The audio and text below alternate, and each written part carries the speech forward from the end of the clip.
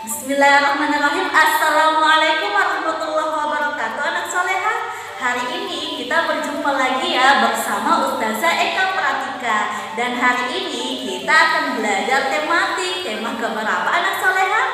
Masya Allah, hebat sekali. Kita akan belajar tema 2, selalu berhemat energi. Bagaimana ya kabarnya hari ini anak soleha? Semoga selalu dalam keadaan sehat dan semoga selalu dalam lindungan Allah Subhanahu wa Ta'ala. Sudah siap belajar hari ini? Jika sudah, ayo kita siapkan buku tematik beserta alat tulisnya. Jadi sebelum Ustazah lanjut, Ustazah ingin bertanya dulu, apakah sudah sholat duha dan al-mansurah anak soleha? Jika sudah dan siap untuk belajar hari ini, ada baiknya kita berdoa dulu ya sebelum belajar. Ustazah yang pimpin, tangan ke atas, pandangan ke bawah, doa dimulai. Bismillahirrahmanirrahim. Rabbi zidni ilman warzuqni fahman. Ya Allah, tambahkanlah ilmu untukku dan berilah aku pemahaman yang baik.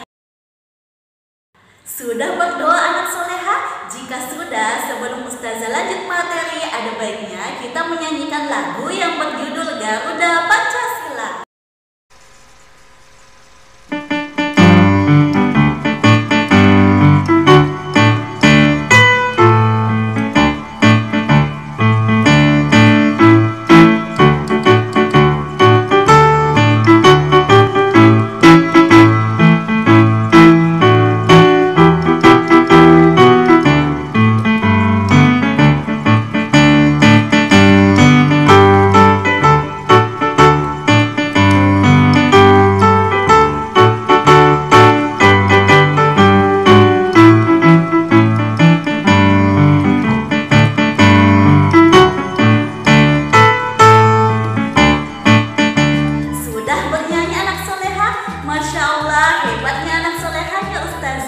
Jadi hari ini kita akan belajar tema 2, selalu berhemat energi, subtema 1, sumber energi, dan pembelajaran 1 dan 2.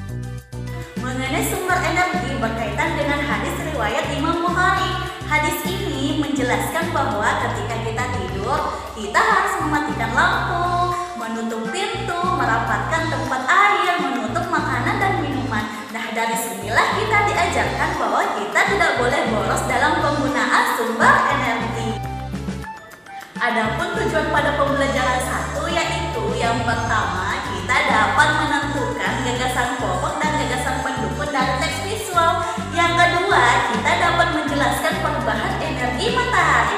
Yang ketiga, kita dapat menjelaskan sumber daya alam dan pemanfaatannya.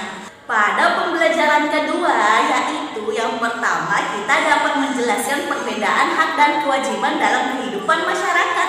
Yang kedua, kita dapat menyanyikan lagu sesuai dengan tinggi rendah nada. Adapun materi pada pembelajaran 1, yang pertama gagasan pokok dan gagasan pendukung dari teks visual. Yang kedua, perubahan energi matahari. Yang ketiga, sumber daya alam dan pemanfaatannya. Manusia memerlukan energi untuk menjalani kehidupan. Energi merupakan kemampuan atau kekuatan yang mendukung manusia dalam melakukan suatu hal. Akan tetapi, energi dapat berubah satu bentuk ke bentuk yang lainnya. Perubahan energi disebut sumber energi. Tahukah anak soleha sumber energi terbesar? Masya Allah, hebat sekali anak soleha. Jadi sumber energi terbesar adalah matahari. Jadi anak soleha, silahkan membuka bukunya pada halaman 3. Kita akan membaca matahari sebagai sumber energi terbesar di bumi.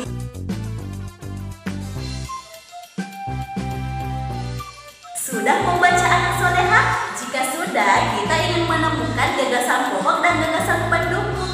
Nah, di pembelajaran 1 ini kita akan mempelajari gagasan pokok dan gagasan pendukung dari teks visual.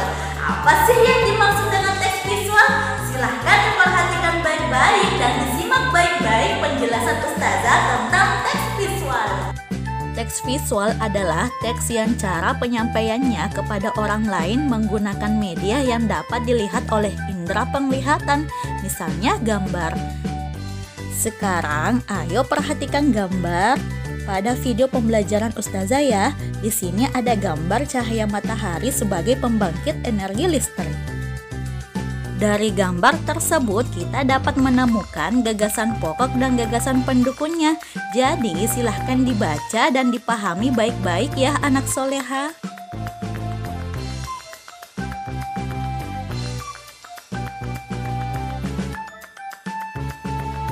Energi yang berasal dari matahari berupa cahaya dan panas.